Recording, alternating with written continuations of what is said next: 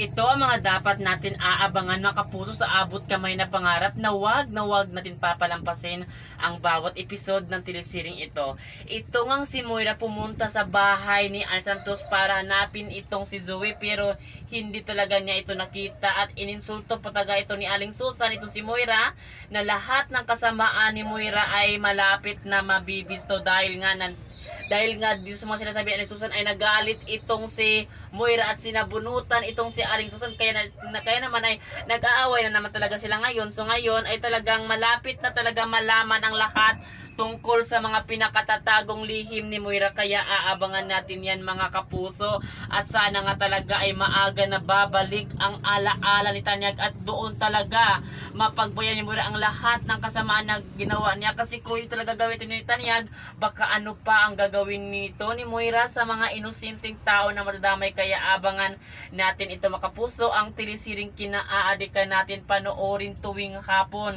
sapagkat gagawin ito ni Tanyag hindi lang para sa kanyang sarili, gagawin niya ito para sa ikakabuti ng lahat